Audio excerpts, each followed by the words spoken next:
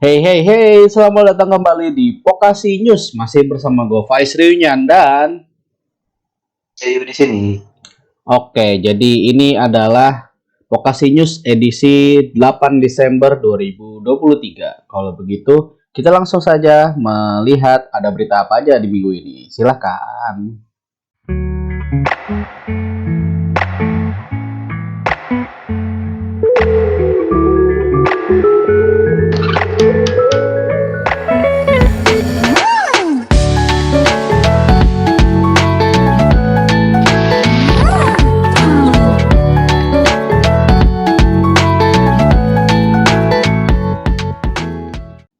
Oke, jadi untuk berita pertama nih, eh, para pemenang PlayStation Partner Awards 2023 Japan Asia itu udah resmi diumumin. Daftarnya lumayan banyak ya, tapi di sini gue nyebutin yang pemenang Grand Award-nya aja. Itu ada 3 game, di mana di situ ada Final Fantasy 16 dari Square Enix, Genshin Impact dari MiHoYo, dan Resident Evil 4 dari Capcom. Jadi si PlayStation Partner Awards ini dilihat dari game-game yang penjualannya itu terbaik lah, bisa dibilang tertinggi lah, dari rentang kalau gue nggak salah Oktober 2022 sampai September 2023 kalau gue nggak salah ya, gua agak lupa soalnya. Oke, kita lanjut ke berita berikutnya. Jadi ada game fighting terbaru dari Cygames yang berjudul Grand Blue Fantasy versus Rising, itu baru akan rilis di tanggal 14 Desember 2023 untuk platform PS4, PS5, dan PC via Steam. Nah, yang menariknya di sini, di hari yang sama dengan rilisnya game itu, si Grand Blue Fantasy ini melakukan kolaborasi dengan Uma Musume Pretty Derby. Jadi di sini dalam bentuk DLC ya, itu ada apa ini, avatar dan badge untuk 4 karakter si Uma Musume, dan ada weapon skin Carrot Blade yang harganya itu 9,99 dolar atau ya 10 dolar lah ya. Ini lu kan sebagai orang yang suka Uma Musume nih, say kayaknya lu kira-kira bakal tertarik nggak untuk beli game Grand Blue Fantasy? Ini kan game fighting ya, terus beli si Uma Musume DLC-nya ini. Oke. Kalau gamenya sih, gua belum tahu ya, lihat ininya dulu sih. Soalnya kan Grand Blue Fantasy yang Rising ini sama-sama yang sebelumnya tuh, yang Grand Blue Fantasy biasa. Hmm. Nah, cuman emang yang DLC yang sekarang lebih menarik kalau yang sebelumnya tuh cuma satu karakter yang dimasukin dari Uma Musume itu. Jadi sebelumnya dia sempat collab juga di seri yang Hmm. lama. Oh, udah Cuma sempat kalau di collab sini, ya. Hmm. ya di sini dia bawa empat, terus empat-empatnya itu bisa dibilang karakter yang cukup populer sih. I see, I see, I see. Ya, jadi begitu ya buat teman-teman yang emang penggemar game fighting, jangan lupa di tanggal 14 Desember ada game fighting barunya Cygames yang dari seri Grand Blue Fantasy dan ada kolaborasi dengan Uma Musume. Dan berikutnya, salah satu serial legendaris nih, yaitu Doraemon akan merilis film terbarunya yang ke-43 pada tanggal 1 Maret 2024. Nah, judul untuk si film ini adalah, kalau bahasa Inggrisnya itu Doraemon Nobita's Earth Symphony. Dan lagu tema yang akan tampil di film ini dibawakan oleh Foundy dengan judul Time Paradox. Kalau menurut lu nih, Say, ini kan ya kita tahu ya, Doraemon autornya atau mangakanya kan sudah lama meninggal gitu kan ya. Nah, tapi ini filmnya ada lagi gitu yang baru. Menurut lo ini sebenarnya mereka itu film Doraemon ini sekarang ya dibuat, apakah memang untuk tetap menjaga fans yang lama, atau mereka tuh sebenarnya pengen ngincar fans baru, anak-anak gitu, bahwa ini ada seri legendaris nih.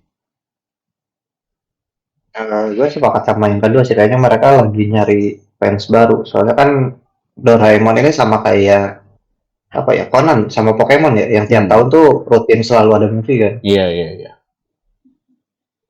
Terus Nah, kan story-nya juga harusnya nggak terlalu nyambung sama seri utama tuh biasanya. Jadi aman untuk misalkan ajak orang atau keluarga kalau misalkan pengen nonton Doraemon sih. benar-benar emang filmnya ya story sendiri lah gitu, nggak ada hubungannya sama apa namanya, sama yang canonnya lah, cerita canonnya sih si Doraemon. Oke. Selanjutnya nih saya ada berita apa lagi nih? Oke, nextnya ada update baru atau rilisan baru dari salah satu light novel yang ini Faiz suka banget dia ngikutin. Jadi di sini tuh di nanti 25 Januari 2024 tuh Gimai Seikatsu bakal ngeluarin volume ke-10. Nah, ini Hmm. bisa dibilang mungkin masuk di tahun yang sama-sama yang rilis animenya ya. Nah, kalau lu sendiri bakal apa ya istilahnya? Ya gue nggak tahu ya fisiknya di Indo ada atau nggak ada, tapi kalau misalkan merilis, ada kemungkinan lu bakal baca nggak untuk chapter 10? Atau lu belum sampai sini? Kalau baca, gua baru sampai volume 5 jujur aja. Apalagi kan tadinya gua baca di kayak fan translation ya. Nah, cuma semenjak udah terbit resmi, ada penerjemah resminya, Yen Press ya kalau nggak salah. Nah, itu kan si Ventile-nya udah inilah udah berhenti gitu kan. Jadi gue pasti bakal baca yang versi resminya. Gue udah beli juga yang volume 1. Dan kalau untuk fisiknya, jujur gue beli yang versi Jepang. Gue udah punya sampai volume 7. Uh, Untuk koleksi. Ya, nanti paling sambil belajar-belajar dikit-dikit lah bahasa Jepang. Tapi emang gue yang menurut gue ini salah satu seri yang dia romance, bukan romcom ya sebenarnya. Dia romance yang bagus sih. Jadi fasenya tuh bener-bener nggak yang tiba-tiba gitu loh. Si romance ini nggak yang tiba-tiba, bener-bener ada fasenya dari yang awal bener-bener stranger, terus akhirnya ada kejadian yang bikin salah paham, ada kejadian yang bikin deket tersalah paham lagi, dan sampai akhirnya deket lah gitu. Ini bagus menurut gua, dan udah volume 10 ternyata. Gua baru volume 5, ketinggalan jauh. itu berarti ya bagus sih, bagus. Bisa dibilang gimana ya? Karena bakal bareng sama animenya juga tahun depan yang kita Iya. belum tahu kapan ya. Siapa tahu tahun depan penerbit Indonesia mungkin Haru atau Clover mau bawa novelnya ke sini mungkin Nah, ya siapa iya tahu. benar-benar. Itu untuk soal update light novel. Terus berikutnya ada seri anime, tapi ini bukan animenya. Ini sumber aslinya, manganya. Yang waktu season satunya tayang tuh gue suka banget. Cuman pas masuk season 2, gue jadi nggak terlalu suka karena ya itulah ya pindah studio dan pembawaannya beda gitu. Nah di sini Hmm. ada The Ancient Magus Bridge karyanya Yamazaki Kore. Nah ini di sini bakal masuk ke arc baru. Nama arcnya tuh Beast Hunting Arc. Di sini digambarin sih volume 19 ya. Dia bakal rilis 21 Desember 2023. Ya sekitar berapa hari lagi ya. Kalau manga sih harusnya di beberapa ini ada ya. Ya apa namanya? Situs baca digital.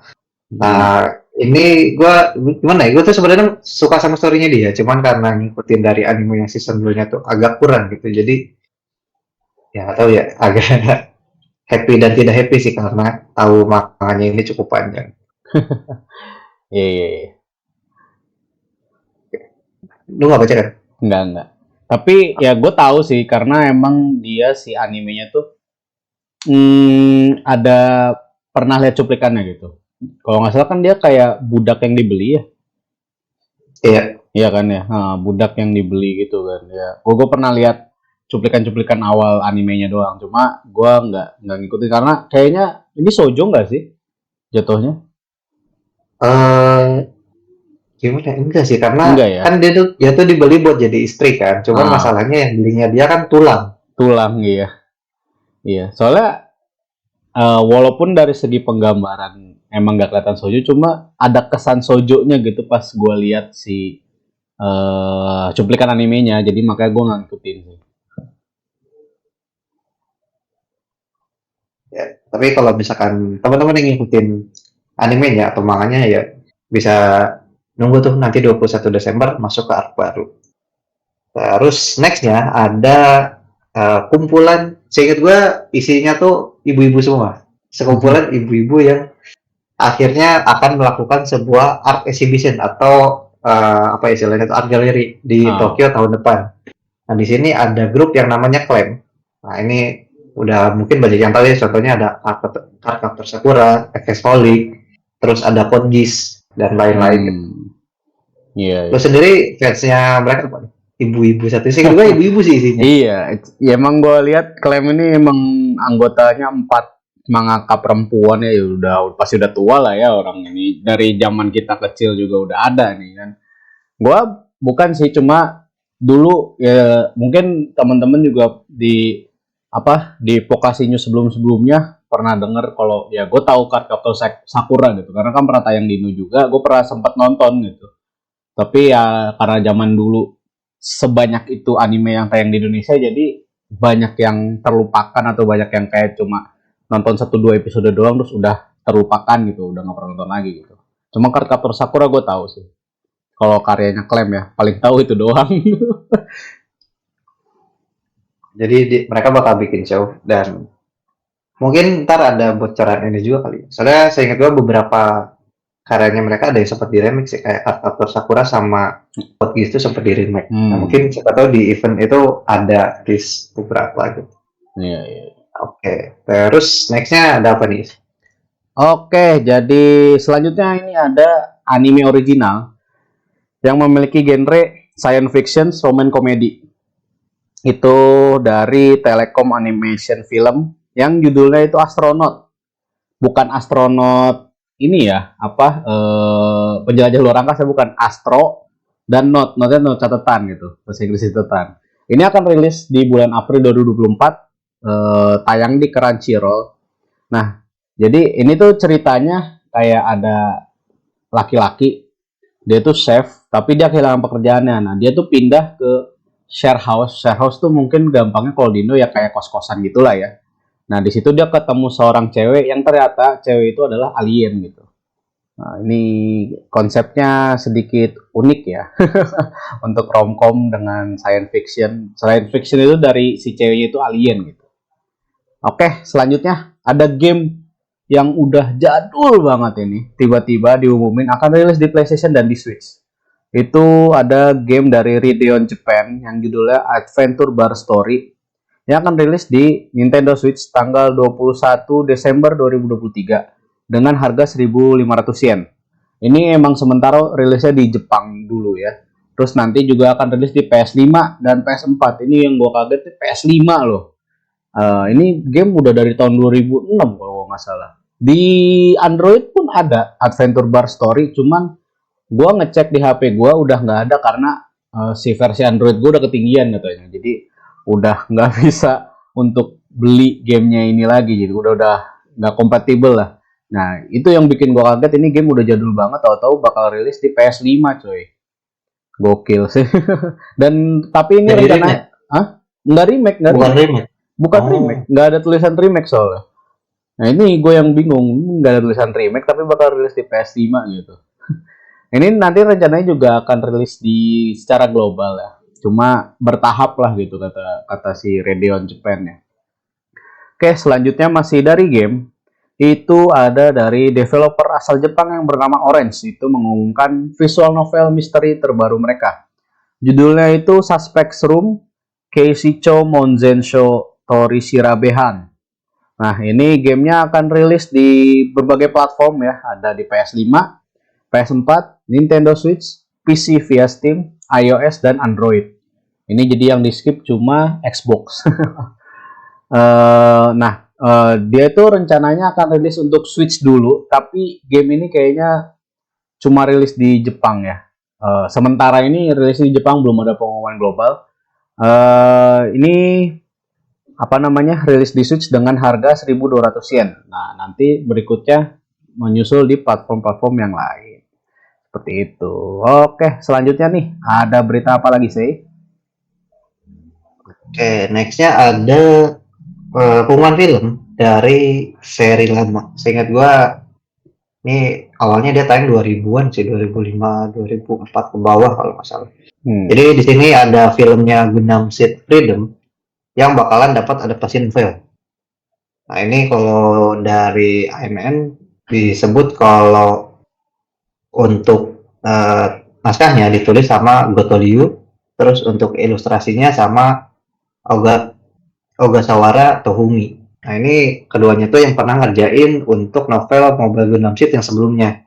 Ini Gua nggak terlalu tahu soal Gundam soalnya karena kan serinya dia tuh udah panjang banget, udah cukup apa ya, maksudnya story-nya udah banyak gitu dan gua nggak tahu dia saling berhubungan atau enggak. Cuman untuk yang Seed Freedom ini novelnya itu bakal rilis sekitar 2 sampai 3 volume.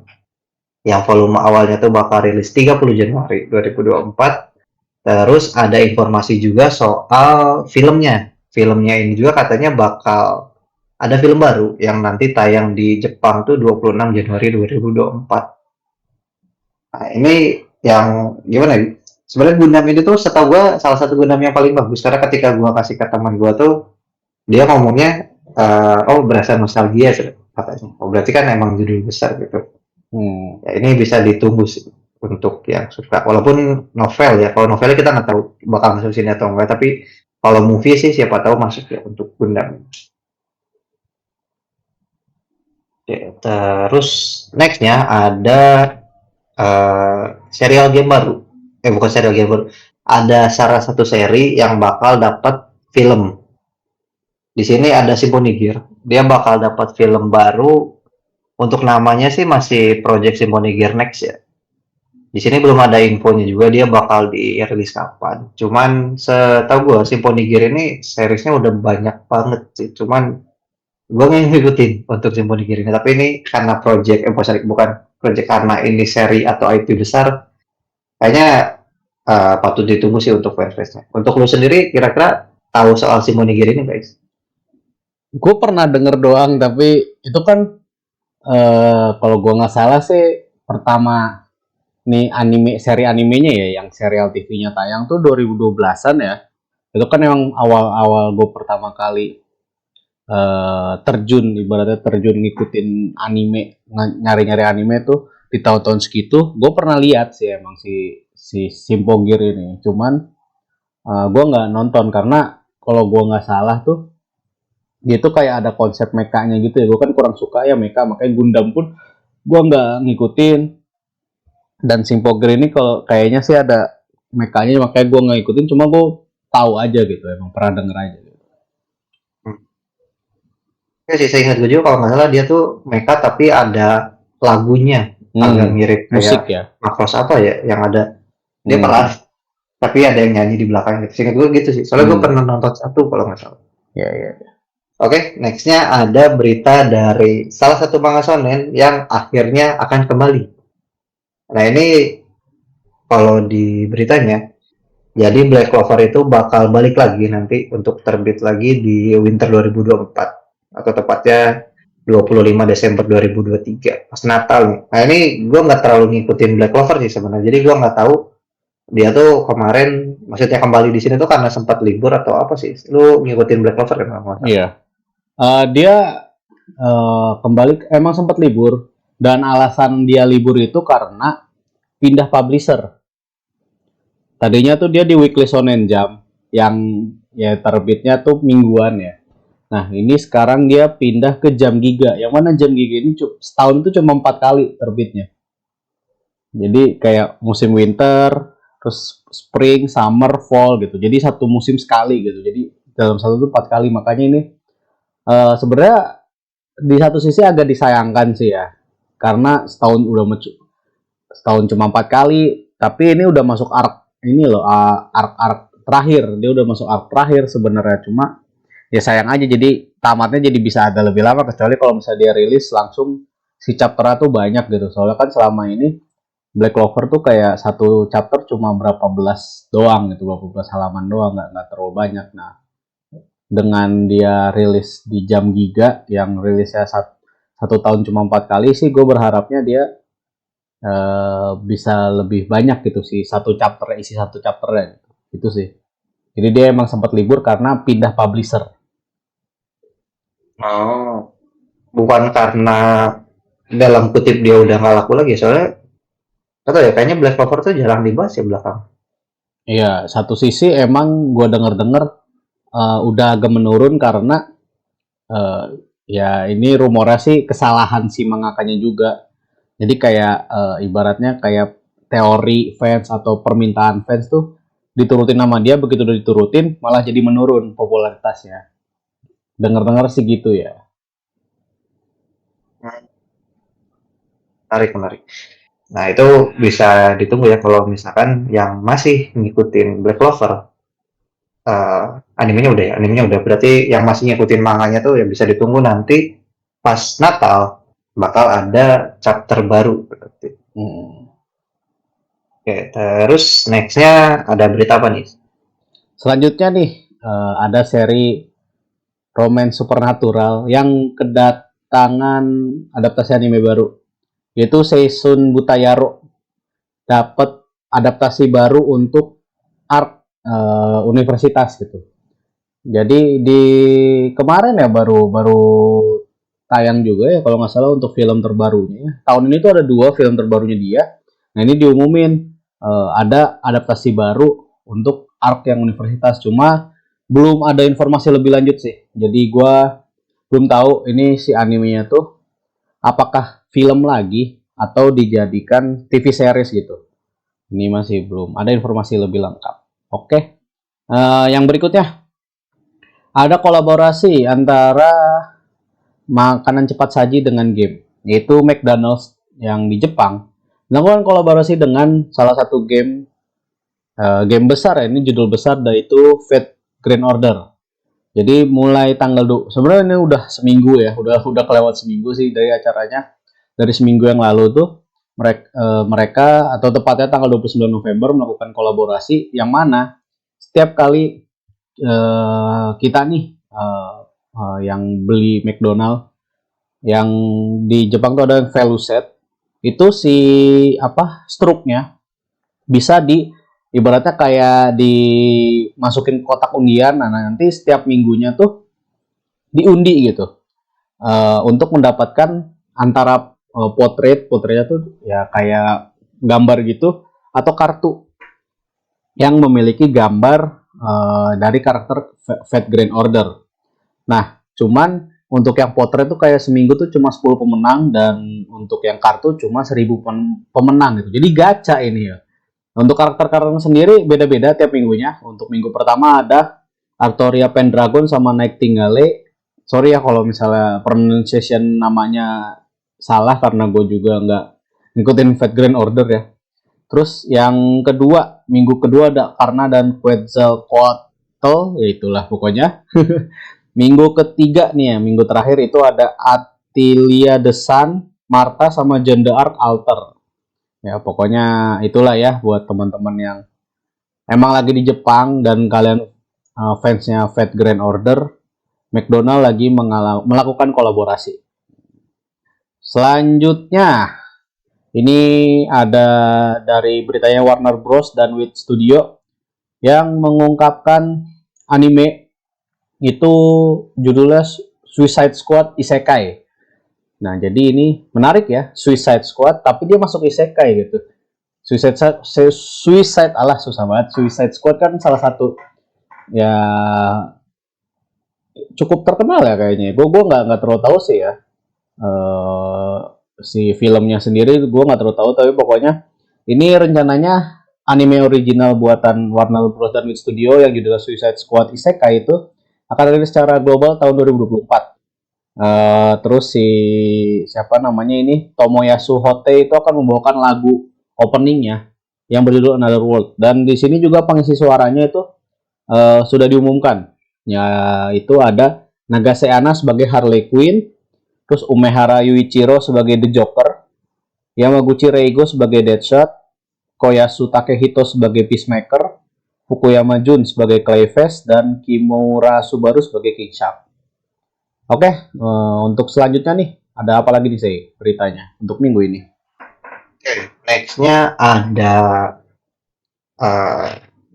publisher.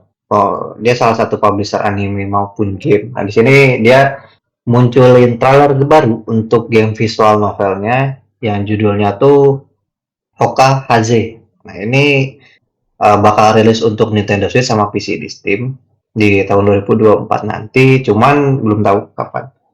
Jadi ini gimana ya? Gue pas pertama kali lihat trailernya tuh kesannya tuh ada, kalau dari UI kesannya tuh kayak ini Valhalla yang jadi inspirasinya Coffee Talk. Cuman artnya tuh gimana ya? Gue kata ini dari trailernya atau karena emang cerita di gamenya sih. Soalnya kayaknya videonya ada yang disensor ya sama mereka ya. Nah, gue belum lihat trailer lengkapnya sih ya. Cuman ini salah satu yang menurut gue menarik. Kan kalau kayak Valhalla itu bar ya. Ininya sih, ya maksudnya dia di bar gitu ceritanya. Kalau Coffee Talk di cafe. Ini Hokkaido ini kalau gue lihat dari trailernya itu di tempat shisha.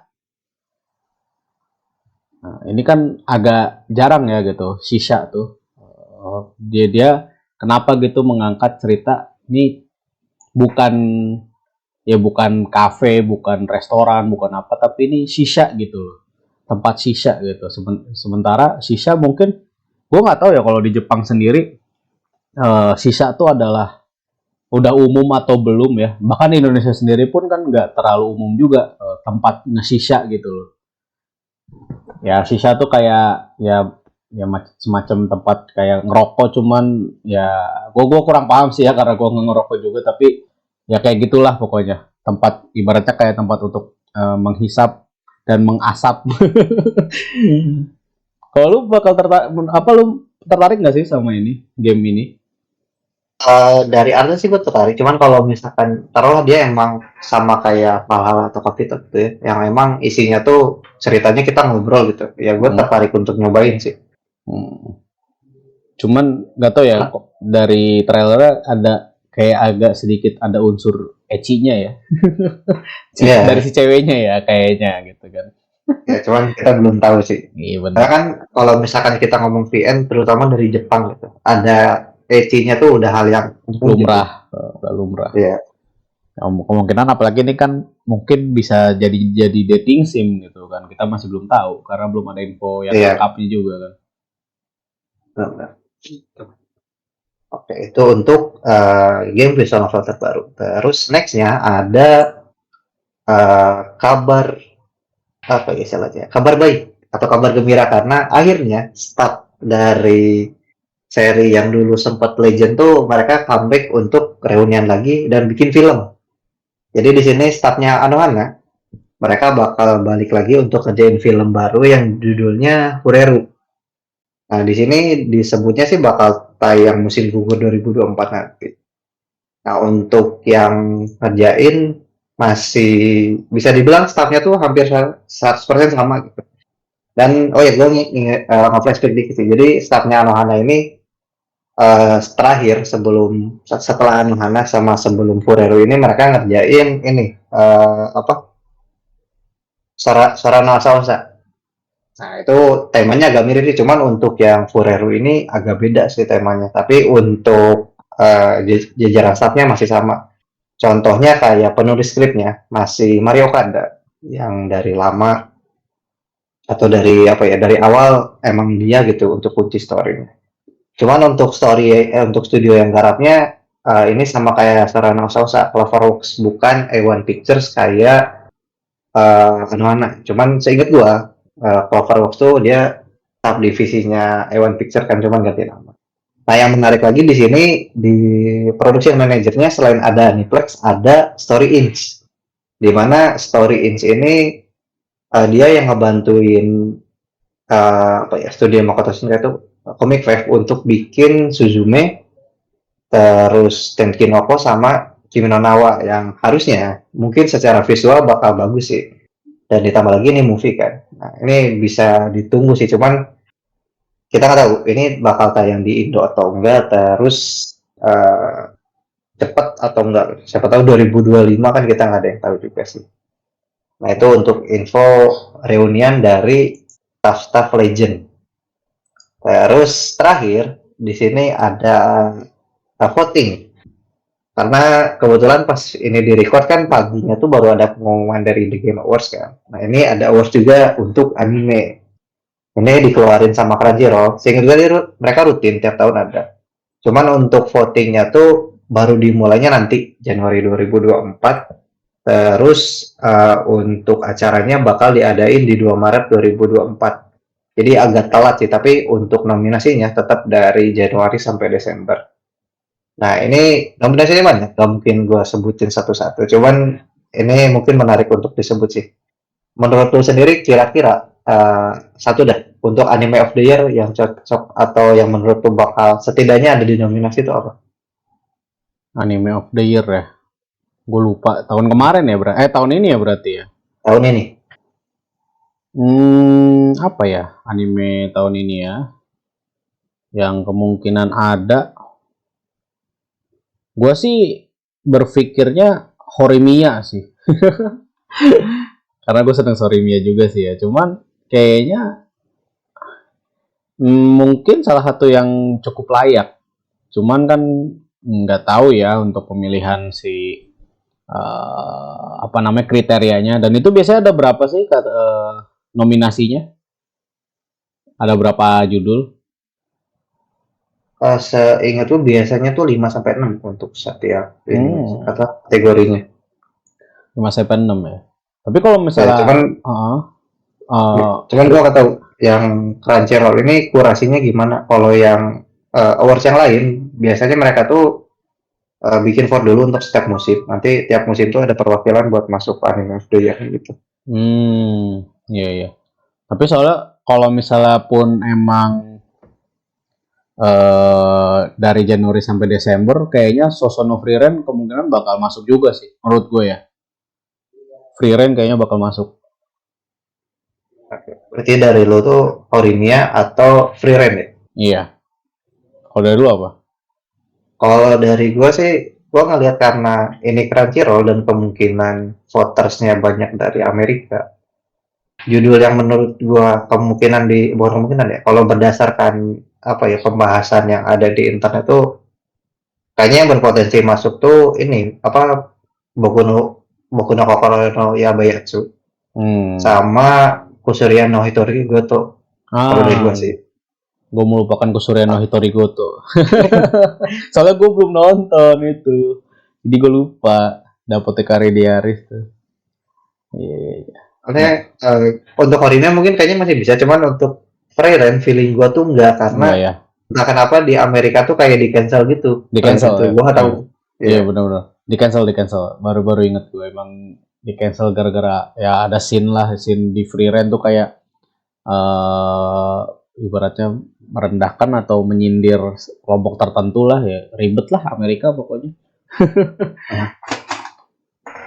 Tapi karena ini apa ya, intinya tuh nominasi tuh belum tentu yang dia juara tuh yang emang terbaik. Itu bisa jadi kan karena emang sesuai siapa yang ngevote, siapa jurinya, ataupun marketnya di mana kan. Jadi anggaplah nama-nama atau judul-judul yang muncul di nominasi itu sebagai ini aja. Oh, ini judul yang kayaknya layak untuk ditonton gitu. Karena kan kalau misalkan dia masuk nominasi, seenggaknya itu judul-judul yang bisa mewakili tahun itu sih. Itu sih untuk berita dari minggu ini. Ya, sudah selesai untuk berita di minggu ini. Mudah-mudahan teman-teman tidak bosan ya mendengarnya. Dan kalau misalnya kalian emang merasa apa yang kita bahasnya agak kurang jelas, bisa lebih lengkapnya ke Instagram kami di vokasi.podcast. Jangan lupa di follow dan subscribe juga channel YouTube kami. Jangan lupa dengerin podcast kami di Spotify dan Apple Podcast juga. Itu ada Vokasi Podcast dan kita akan jumpa lagi di Vokasi News yang berikutnya. Oke, kalau gitu gue Faiz Runyan dan pamit. Sampai jumpa lagi di episode yang berikutnya. See you again and have a nice day guys. Bye-bye.